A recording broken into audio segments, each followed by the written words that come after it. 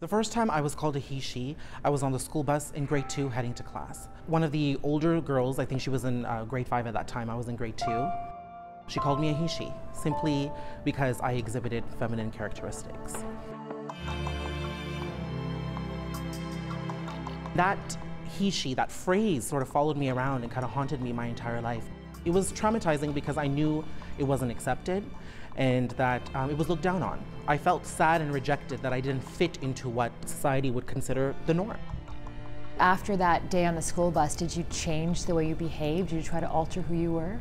I would keep very straight. I wouldn't try to show off too much character as I was walking. I try not to talk to anybody because I didn't want to be noticed for the things that made me feminine. So I think I became very closed off. I went into a shell and I wasn't so social.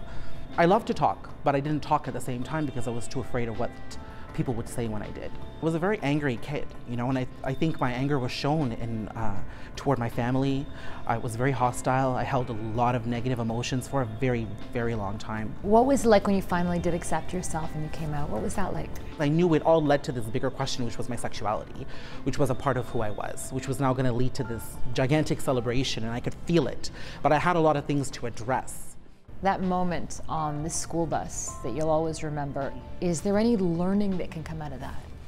I think it's important that you don't use labels when children are young. You know, I think we're already surrounded by boys wear blue and girls wear yellow, and there's so much of that narrative around children growing up. I think it's important not to add more labels to it. And I think by doing that, your child will have an opportunity to kind of flourish and find their own identity as they grow older. And I think for those who are growing up with a bunch of different terms surrounding them, if you're strong enough to ask why did you say that to me?